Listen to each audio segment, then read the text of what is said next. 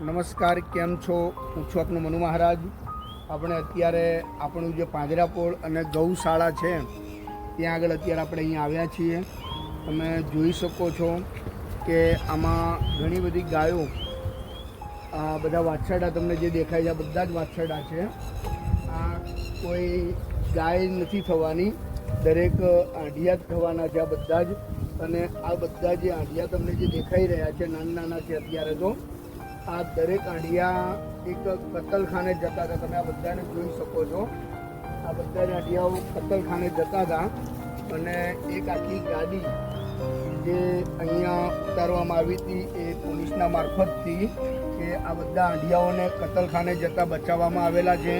એવા ગૌ સેવકોનો પણ હું આભાર માનું છું કે તમે સરસ જગ્યા અહીંયા પસંદ કરી. તમે અત્યારે જોઈ રહ્યા છો કે ગાયો અત્યારે આ ઘાસ ખાઈ રહી છે, કારણ કે અત્યારે ચોમાસું ચાલી રહ્યું છે એટલે વરસાદ પણ વધારે છે, ખેતરોમાં પાણી છે, કે જેથી કરીને લીલું ઘાસ અત્યારે આપણે કાપી શકતા નથી. અને જેના આધારે અત્યારે આપણે સૂકું ઘાસ અત્યારે આપણે ખવડાવી રહ્યા છીએ. અને એવી અત્યારે અહીંયા 70થી 80 પશુઓ અહીંયા છે. ઘણા બધા બીમાર પણ પશુઓ અહીંયા છે, અને અમુક વાછરડા પણ એવા બીમાર છે, ગાયો પણ એવી બીમાર છે.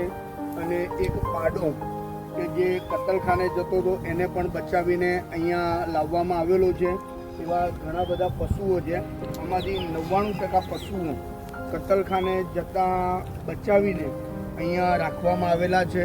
આ પાંજરાપોળ આપણું ડભાણ હાઈવે પર ગુરુકુળની એક્ઝેક્ટ સામે જે કેનાલવાળો જે રોડ પડે છે ત્યાં આગળ જ આપણું પાંજરાપોળ છે. તમને બધાને મારી નમ્ર અપીલ છે કે કોઈ પણ પશુ જ્યારે કતલખાને જતું હોય તો એને આ જગ્યા પર તમે લાવીને અહીંયા મૂકી શકો છો, કે જેથી કરીને એનો જીવ બચી શકે. અને આપણે જીવ બચાવવા માટે કરીને આ બધા કામ કરી રહ્યા છીએ. આ જુઓ તમે અત્યારે કેટલા સરસ બધા પશુઓ છે.